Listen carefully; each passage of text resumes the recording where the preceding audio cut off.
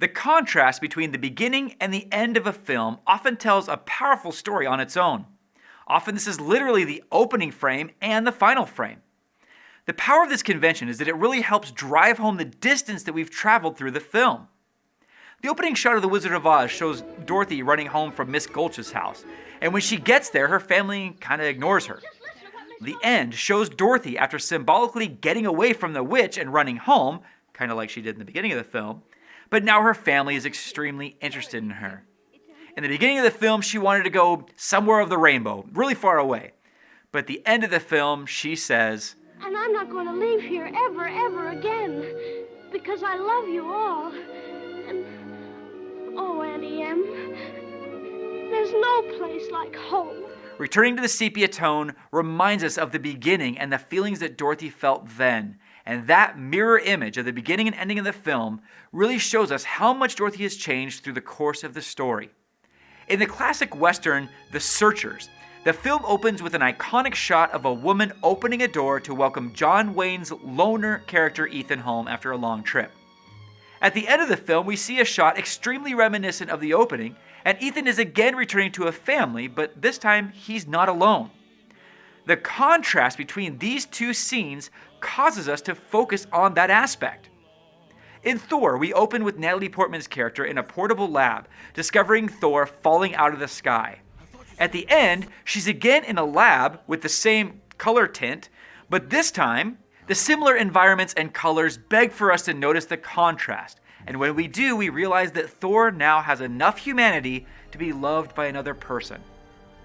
Saving Private Ryan is another perfect example. The film starts with an old man walking to a cemetery. It means nothing to us. We don't know who this guy is. Then we flash back and have, the whole movie and stuff. Then we come back to the old man in the cemetery. But now we know exactly who he is and why he's there. And it's very powerful for us as an audience to realize how much we know him and what he's doing there. In Fincher's Gone Girl, we have another extremely clear example of the last frame showing us how far we've come since the first frame. I mean, they're almost identical in terms of subject and composition in the frame. We hear a voiceover each time from Nick, played by Ben Affleck.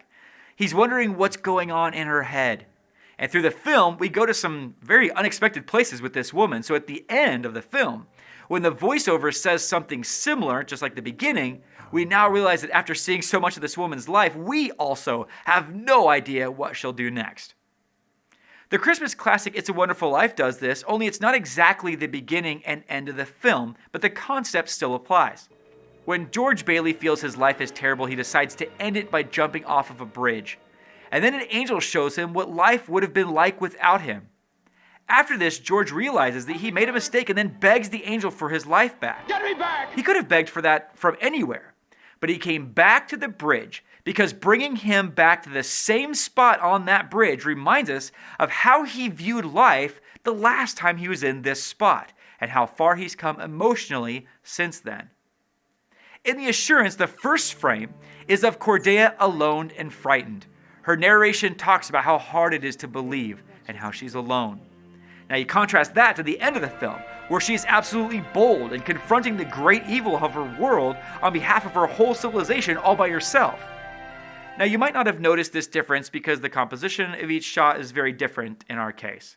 So while the bookends are powerful emotionally, we don't ask the audience to make the same comparison between the first and last frame, so it's not as clear as these other examples.